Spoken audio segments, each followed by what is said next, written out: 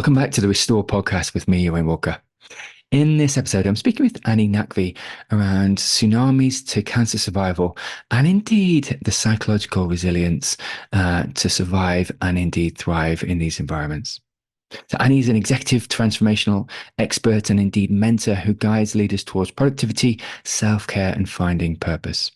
Her remarkable experiences include surviving the 2004 tsunami, having shaped her holistic approach to personal and professional growth. So Annie's remarkable personal experiences of battling cancer, surviving a tsunami compared and indeed contrasted with her expertise in executive transformational coaching offer a unique perspective on finding purpose, cultivating resilience and fostering mental fitness. Annie, welcome to the podcast. Thanks for having me, Owen. Lovely to meet you. Annie, I wonder if we could just start with your upcoming memoir, The Way That Changed My Life, The Tsunami to Survivor. And so this memoir really sort of delves into your harrowing experience of the 2004 tsunami and indeed other near-death encounters. I guess my first question, Annie, really is around how did these pivotal moments shift your perspective on life and indeed purpose? It's a great question, Owen. And it was really pivotal for me because I had been suffering from bouts of depression and anxiety and a sense of disconnection, a sense of what are we here for, the kind of existential kind of crisis I was going through at the time. And I was thinking, is that all there is to life? Be born, go to school, go to college, get an education, get a job, get married, have a couple of kids, retire, and then die. And that kind of the way that I've described it sounds quite bleak to me. And those are the kind of questions I had at that time in my life. And I was thinking there has to be more to life than just that. And so when I was in the tsunami, like I said, I suffered from periods of depression and anxiety. And one of the main things that I noticed during the tsunami was that whilst I was drowning, which would have been a really easy way out of, because when you're depressed, you sometimes don't really want to be here. And I felt like that on more than one occasion. And what I noticed is that I did want to be here, that my survivor instinct was so strong. And I remember this voice when I was in the hut saying to me, remember this moment, Annie, you do not want to die. And I fought like tooth and nail to stay alive. And when the tsunami was over and I was on the Oprah Winfrey show, I told her that I knew that I must have been saved for a purpose, because I believe that when the spirit has come here to do what it's meant to do, then it passes on to the next dimension. And I said to her, I don't know what that purpose is now, but I know that it will become clear as time goes on. And I said, and we owe it to the people that didn't make it to make the most of our lives and make it mean something, because we were saved when so many others were not. And it started off as survivor guilt. Yeah, this kind of guilt of why did I survive when so many others died? I'm depressed, I'm single, I'm not married, I don't have kids. And I knew people that had lost loved ones. And so that sense of responsibility and that sense of survival guilt kind of made me feel like, come on, Annie, we've got to do something more with our life. If you didn't die in that tsunami, then there's a reason why you were saved, and we need to figure out what that reason is. Now, of course, I had PTSD for a long period of time after that, and it took some time to it took a long time, actually. It took 10 years to then discover what that true purpose was. But what it did mean is that, a few years later, I ended up in Iraq during the war, and I was working for an NGO delivering projects and programs to the people that were being displaced by the war. I then came back to the UK and worked for the UK's largest charity, Cancer Research UK, as their head of projects, as a C-suite level senior leader kind of in their company as well. And but then I got my own diagnosis. So then I was like, okay, well, then this isn't it either. This is not your purpose, because I believe when you're on the right path, that life is kind of happens a bit more easily for you, right? And I did feel like I kept getting the same message from the universe, or whatever you want to call it, to to take note of some things. And I obviously, what resists persists. And I was obviously resisting whatever it was the message was. And so when my cancer diagnosis came along, it was an opportunity for me to really sort of take stock and to pause. I left working at that time, and I spent the next sort of 4 or 5 years working on my mind, my body, and my spirit in order to heal myself as holistically as possible. Because I was still quite young, only in my 30s, I thought to myself, getting a cancer diagnosis when you're that young. I know it's happening more and more these days, but personally, I thought to myself, having a cancer diagnosis that young means there's something not quite right in the mind, body, spirit kind of, you know, sphere, basically. So I decided to look at all of those different areas to heal not just the physical, but also the mental and the emotional. And, maybe the tsunami has something to do with it as well. I'm pretty sure it probably stemmed mostly from my childhood and other experiences that I'd had. But that's kind of what happened. And when I came out of that 5 year kind of cancer journey, I had done a lot of qualifications because whatever I was doing holistically to heal myself, I really didn't want to do chemo. Chemo seemed very counterintuitive to me.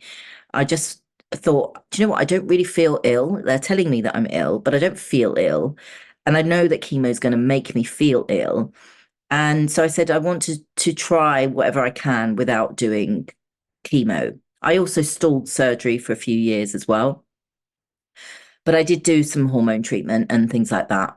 And then I was doing a lot of holistic therapies and traveling around the world, and whatever I was doing holistically, I wanted to become certified in. Not necessarily to be a yoga teacher or these kind of things at the time, but for my own healing. So I sort of did qualifications and accreditations in yoga teaching, yoga therapy, mindfulness, meditation, Ayurveda, hypnotherapy, NLP, EFT, Reiki. I mean, you name it, I did it, kind of thing.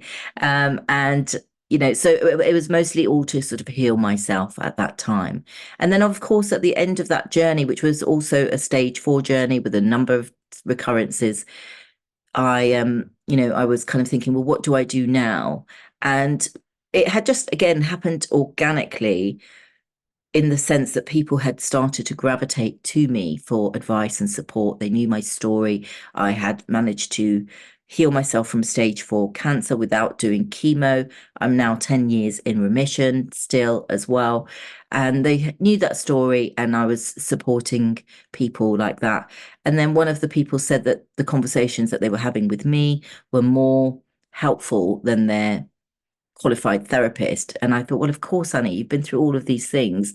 You always had an interest in psychology, and you've had to go through all of this and change your entire life. It makes sense that you would then support other people with their challenges. And that's how I made my way into the coaching field. Therapy didn't ever feel that great to me because I don't see the point of going back and I spent a year in therapy one year. It was the most depressed I'd ever been, just spending all that time hanging around in the past. It wasn't for me. That mindfulness and meditation, kind of living in the present moment, whilst understanding what's happened in the past, really resonated with me. So that's where that's where I found my purpose. And so the tsunami was actually the catalyst for me finding my purpose. Listen, that's powerful for a number of reasons, Annie, because 230,000 people died in that tsunami.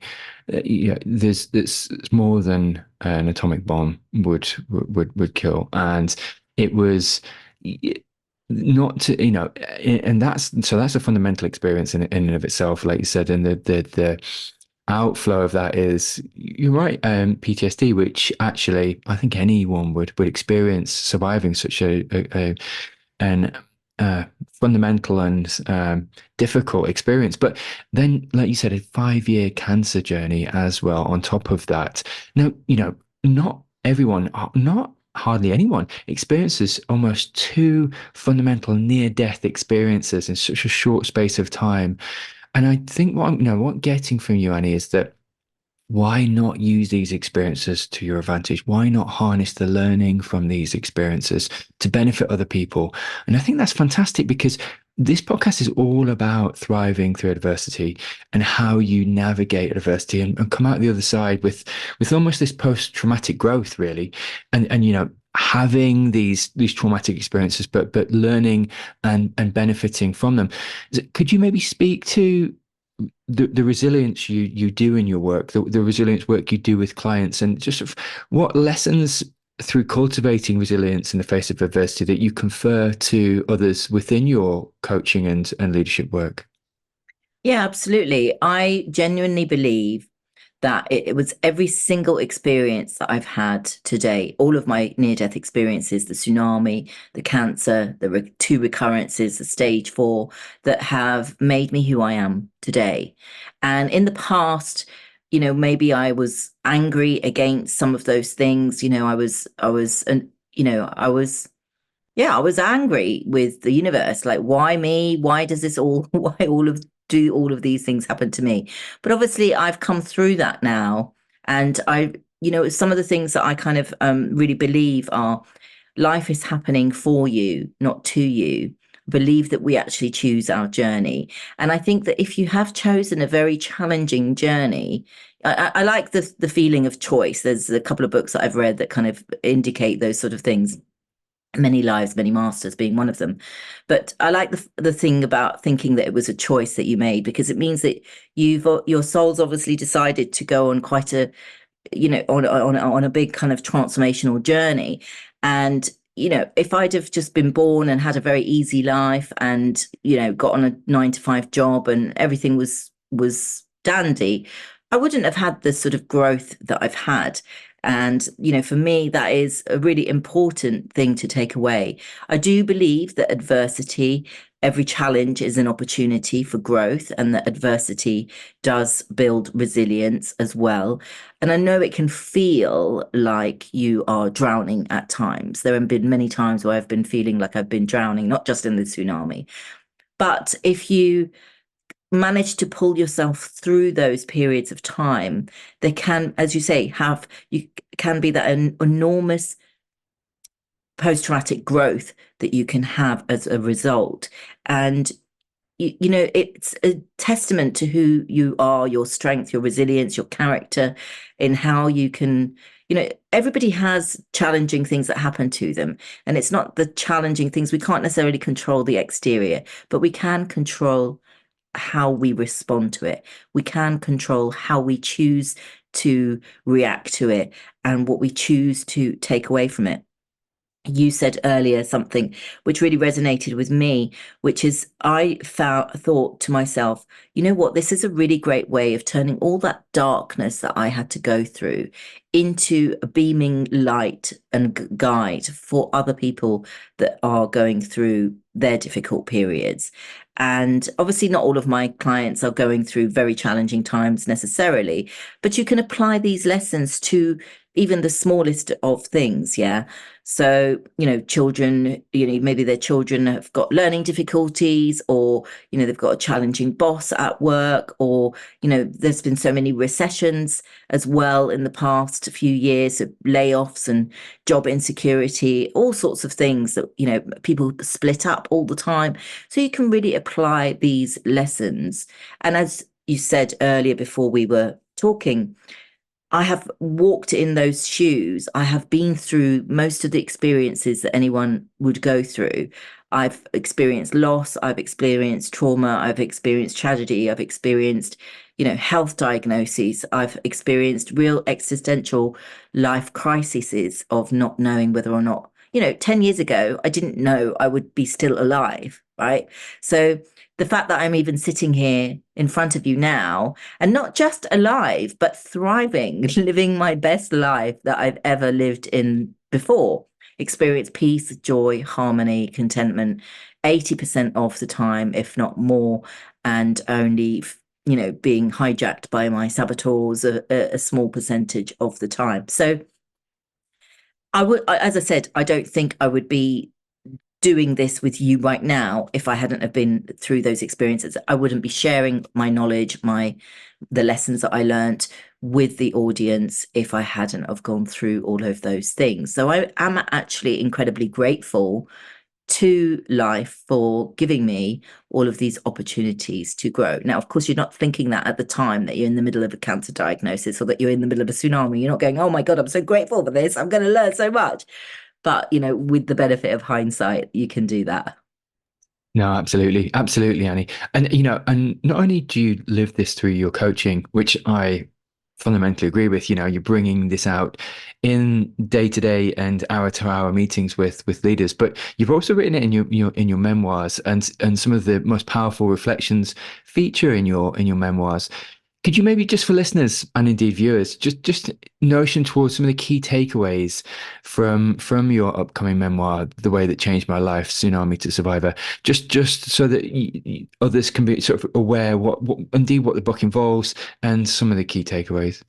So the book starts in 2004, just before I'm about to go on holiday to Sri Lanka for Christmas in 2004, and then obviously chronicles the unfolding events that happened over the course of those next few days, and not just the next few days, but over the next few years until more or less until the kind of present moment, really.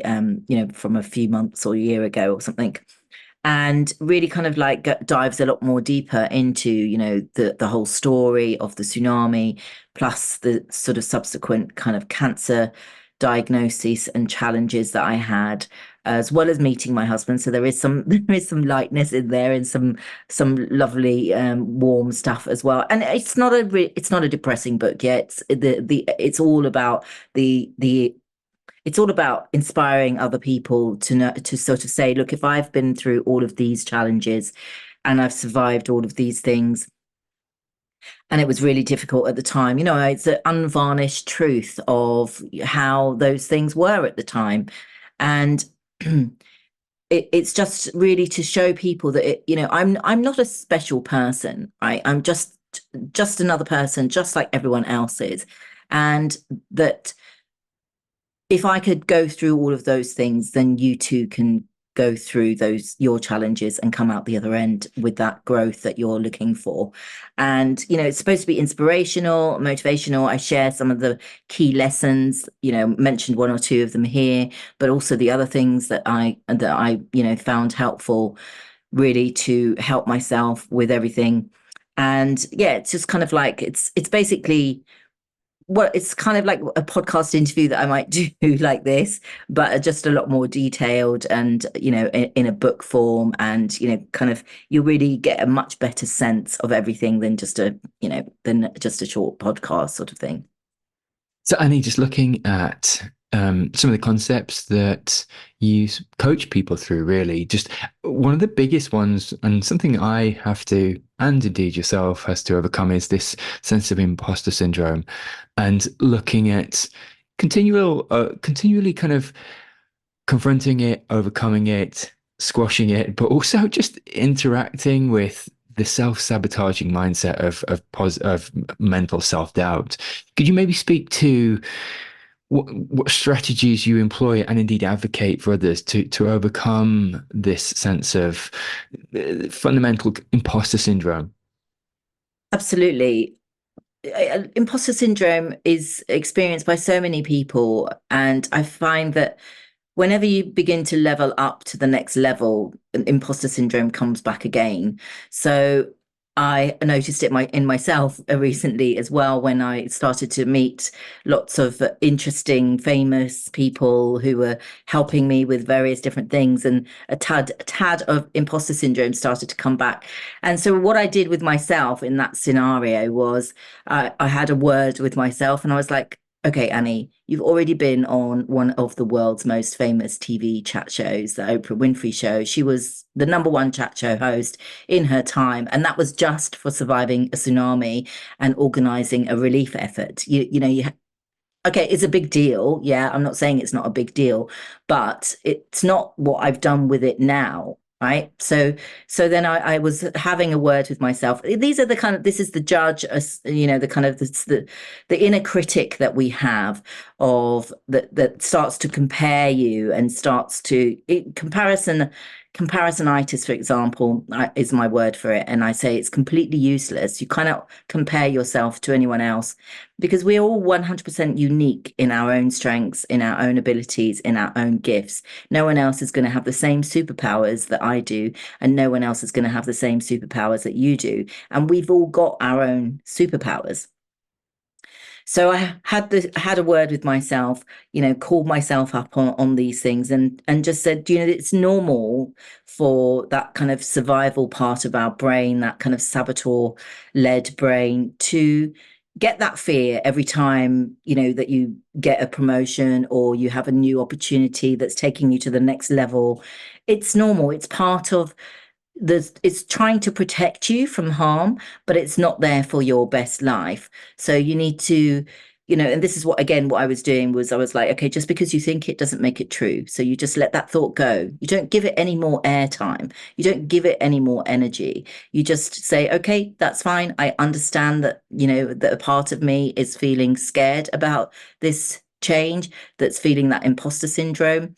It's normal to feel that. You bring yourself compassion and empathy and kindness and love and accept the things as they are. Let that thought go because just because you think it doesn't make it true.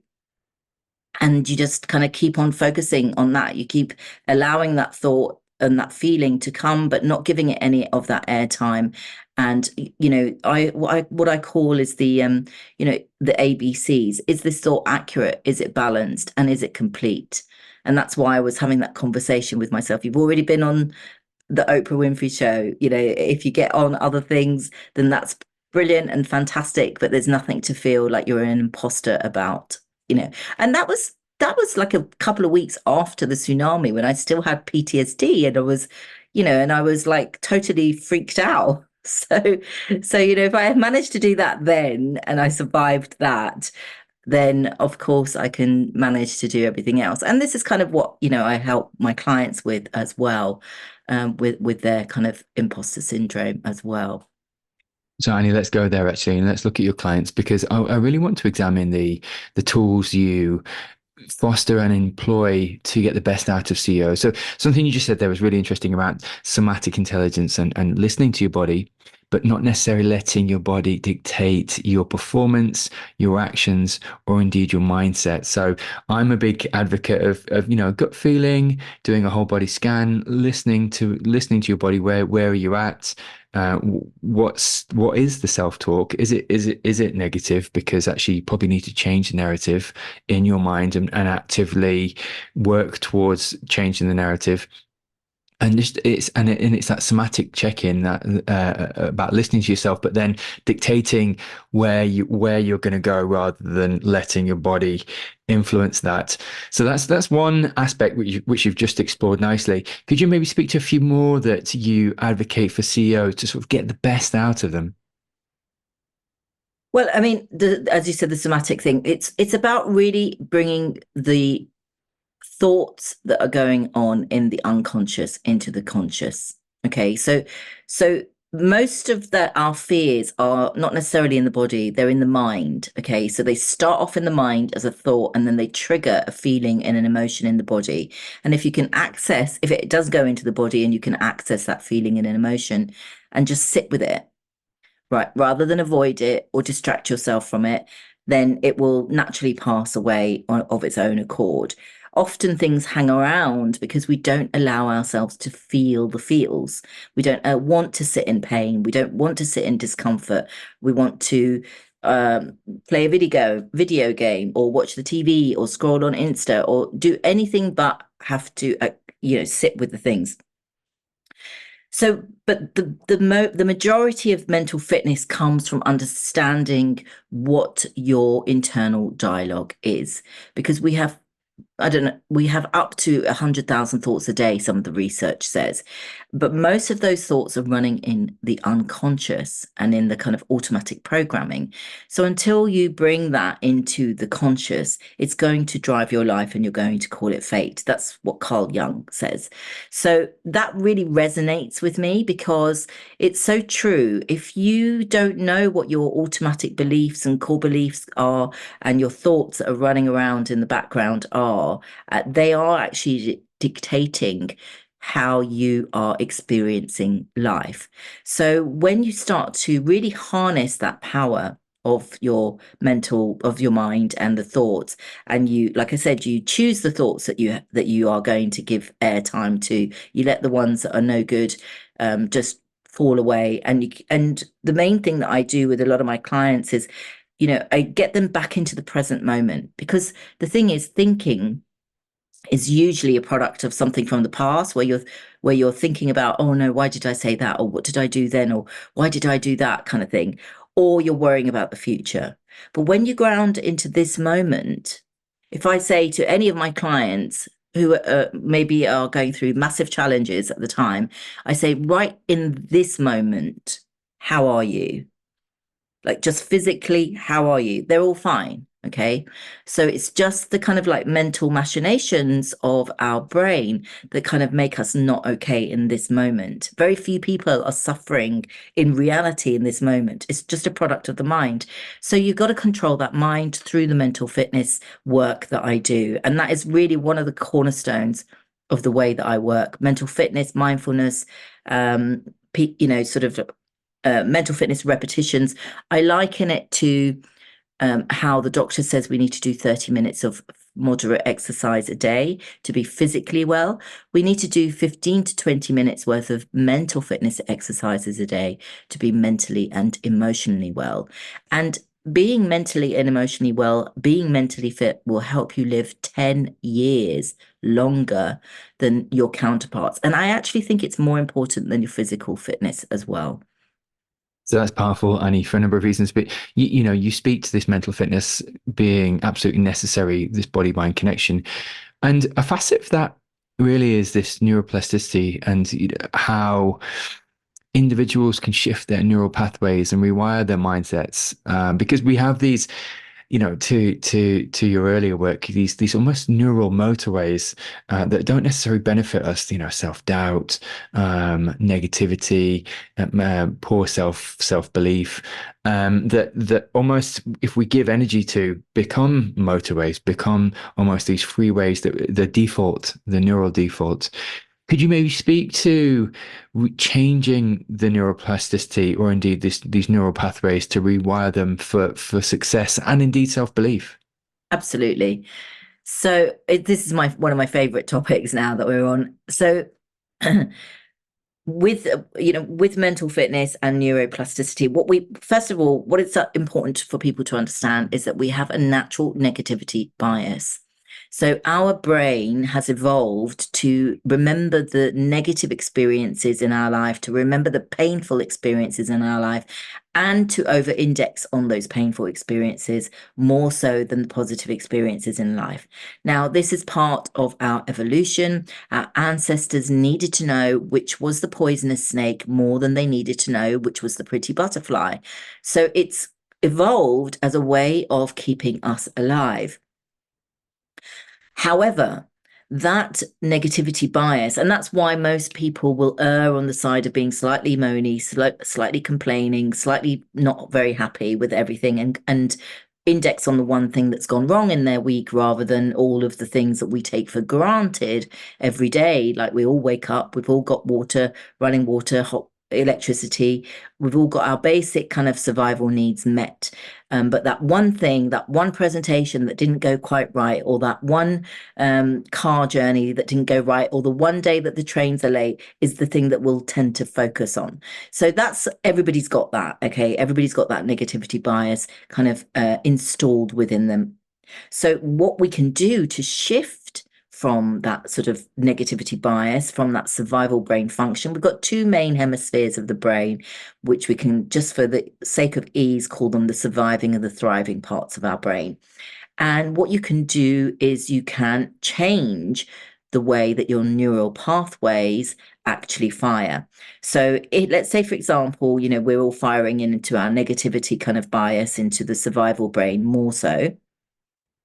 What we can do is we can interrupt that pattern and we can create new neural pathways. Now, one of the most effective methods of doing that is through meditation exercises, through mindfulness exercises, or mental fitness repetitions, which you just do to refocus yourself into the present moment regularly throughout the day. Now, I actually advocate doing a couple of minutes regularly throughout the day rather than doing an hour in the morning and then nothing else.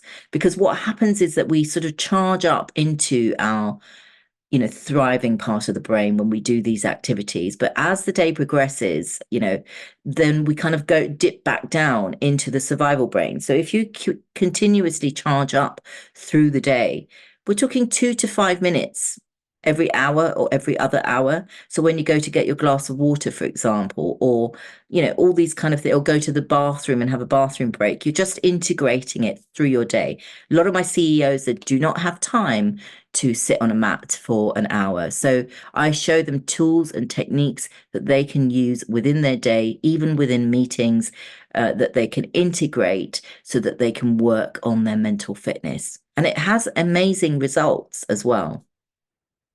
I can imagine actually, and just actually, like you said, it's about integration and it's about resetting. Well, it's not necessarily resetting the day, but looking at actively pursuing mental practices which set the day, rather than, like you said, it's really interesting. You talk about this negativity bias and actually left to our own munitions.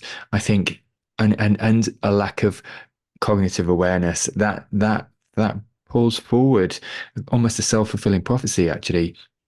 And actually, and what you're advocating, Annie, and I really believe in this, is pulling the reins in on some of these fundamental biases, negative biases, which occur in our minds, so that actually we start to dictate and fall forward rather than fall backwards into these biases, which I absolutely agree with.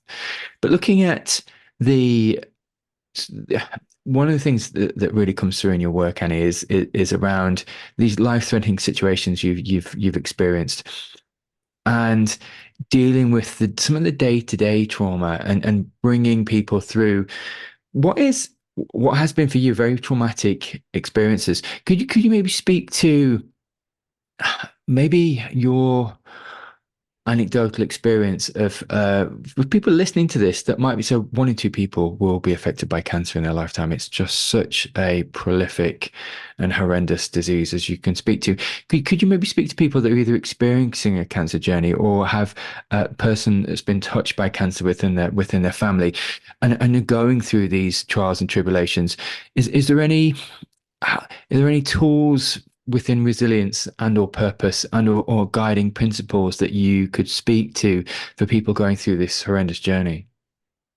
I would say look at everything. Okay. Don't just do the treatments and hope that that's going to get you through it. Have a look at what is the message of that cancer coming to you? What's happening in your mind, in your body, in your spirit? Are you in alignment? And if you are not in alignment, then how can you work on yourself to heal not just the physical symptoms of cancer, but potentially, what may have created it in the first place? I do believe that we can create our own reality, but I don't mean that in a way that is I don't mean that in a way that, I'm blaming people for their diagnosis, but certainly for myself, I feel that my mindset in the past, that depression that I had of not really wanting to be here, of having thoughts that were kind of negative a lot of the time, it didn't although I was shocked by the diagnosis, there was a part of me that wasn't really shocked because it was like, well, if you kind of like think about not really wanting to be here so much of the time, then what's your body going to create? Yeah. So it was kind of like a physical manifestation of my mental sort of state, I felt like. So I encourage people to really look at all of those aspects that are going on for them, and to, is are you in the wrong relationship? Are you a people pleaser that isn't able to say no? Are you really highly self-critical of yourself and or others? And how is that impacting your sort of cellular biology? So really look at all of the different aspects, and also remember that even a stage 4 diagnosis is no longer a death sentence. People get scared about this, the C word. And I want people to know I don't see it as anything other than something that came to me as a lesson for me to guide me to where I am today. And that, having learnt those lessons and changed the way that I was living my life, that, if it kind of comes back again, which it hasn't, as I said, for the last 10 years, then I'll deal with that. But I feel that because I'm now happy and I am, doing something that brings me a lot of joy, I have purpose in life, I have meaning in life, I have my mission to impact the lives of over 250,000 people, and that's in honor of the same number of people that died in the tsunami. But genuinely, if I did die tomorrow, I would die happy, because I feel like I have achieved the things I wanted to achieve. Obviously, I need to get my book out first and get that 250,000 through, but I feel like I have lived that life. And what you want to do is you want to look at your life. And this is one of my favorite questions to ask my clients is, when you're 80 years old, looking back at your life, what would you feel and think about either this situation, or B, your life in general? Now, if you're the kind of person that can look back at your life now and say, I've had a really amazing life, and well, that's great. But if you're not, then do something about that. Live your best life now. And I think a lot of us are not living our best lives. A lot of us are going along with that kind of like the 9 to 5 job, and we're sort of like automated sometimes. We're existing, but we're not truly living. And so if those things are happening for you, these are just messages from your body to say, please listen to me, please look at me, please pay attention to me.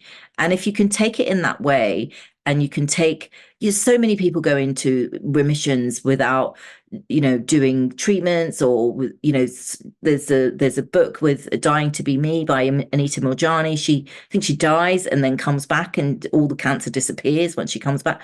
So there are miracles going on all of the time, and you also can create those miracles, because we are all one. We're all the same. So what happens to one person, you can make that happen as well.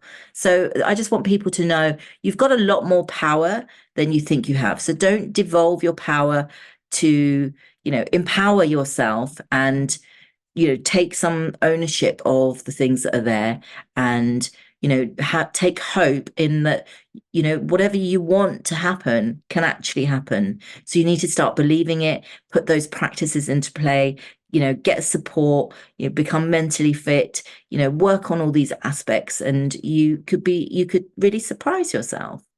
Yeah. So listen, a couple of things before we come into land, Annie, and a couple of questions. And just one of the central themes, and you've just spoken to this actually, around self-care and this interplay of self-care and discipline, really, because as you were saying before about mentally resetting the day and taking hold of these negative heuristics and biases, but also taking hold of the positive attitude and positive energy, and indeed others' testimony. And that is a discipline approach. Not just wondering, as many of us do, including me, sometimes sleepwalk through the day and wonder why you're feeling completely destitute and tired by the end of the day.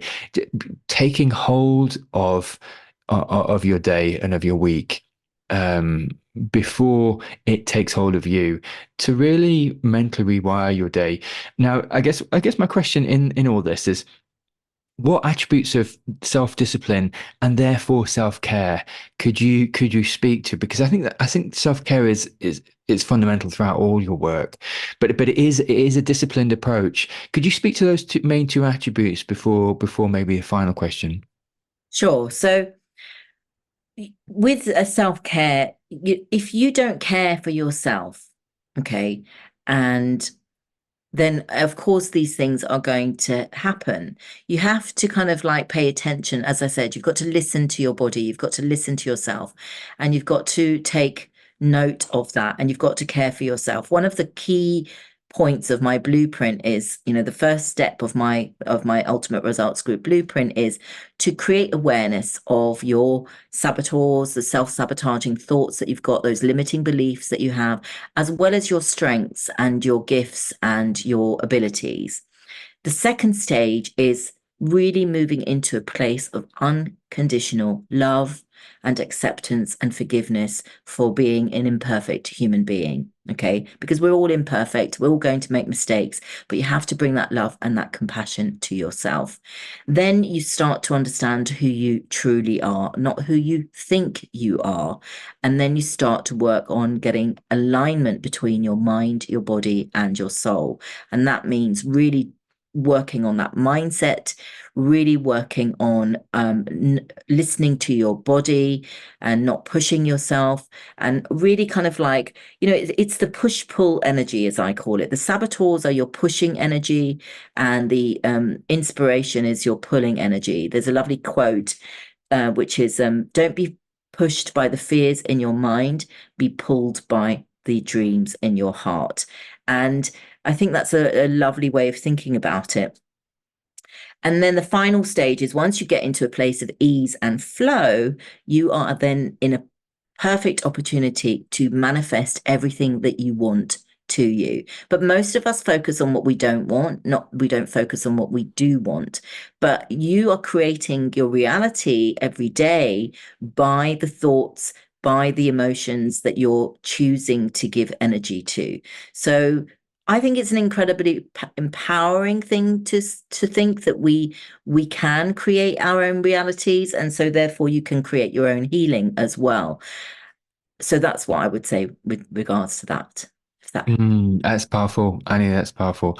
And again, that comes back to is this positive mental attitude in everything you're going into, but just looking at rewriting, as you said earlier, the internal dialogue. I think from start to finish, and then actually what you'll find over time is the neuroplasticity, the actual default mode will be a positive one, actually, rather than this mental degradation or negativity. And I think just rewriting constantly those internal scripts is a powerful one.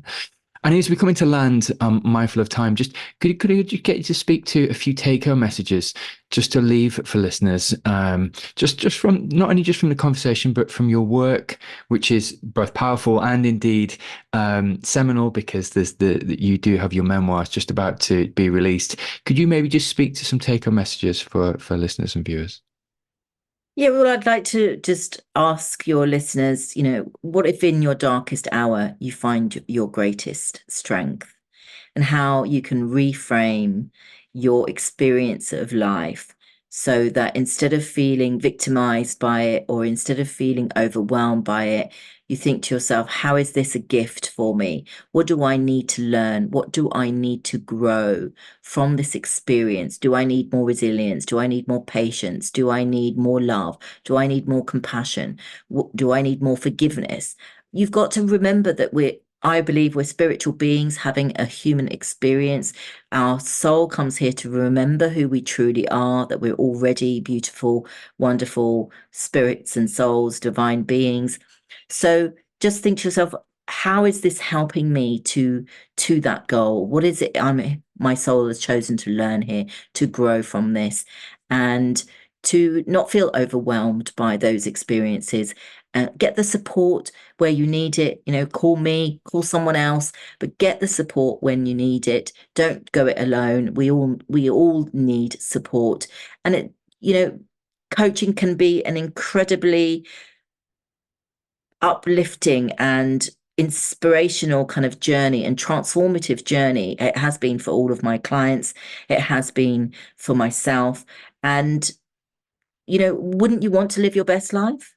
If we are only living one life, wouldn't you want it to be your best life? Wouldn't you want to have your dream job, earn your dream money, travel to the places that you want to? So just go ahead and do it. and don't let those fears, those saboteurs stop you and get in the way.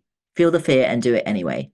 Annie, that's powerful. That's powerful. And this is what we'll do in the show notes is we'll signpost both to your website and indeed to upcoming memoirs, so people can really just tap into the deeper knowledge and indeed deeper concepts within your work, which are equally as powerful. So, but just want to thank you for the past 45 minutes. It's been fantastic. Thank you. Thank you so much, Owen, for having me on. It's been a pleasure.